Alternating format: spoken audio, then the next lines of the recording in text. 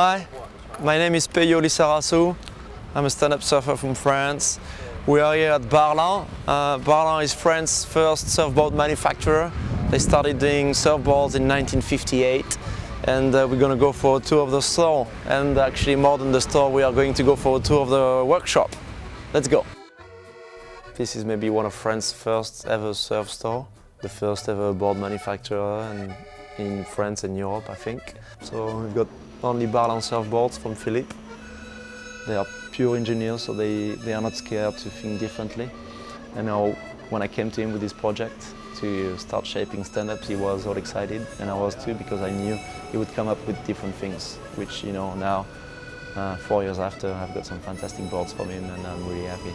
You know, personally, as a surfer, I've always been attracted to big waves. I do a bit of towing.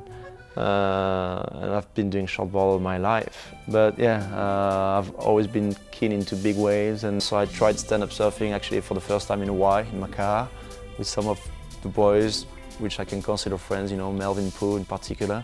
In June 2006, Laird Hamilton showed up. He came in France for the first time ever with a stand-up. And while I got introduced to Laird, I asked him if I could borrow his board to make my first board. And he was really cool, and he said, yeah, you can take it. So I took it for an afternoon and I brought it here. We had a close look at the board with Philippe for 1 hour. And 10 days after, I had this 12-foot board that you saw, which is now my first board ever. And actually, you know, you asked the story about why I do have red boards. Well, my first board that was done by my dad was red, pigment red. And that's why I always love my red boards, because it was the color of my first board. Yeah, my family has been into sports big time. You know, my dad was one of the first surfers, you know, back in the 60s in my hometown, which is Hendaye.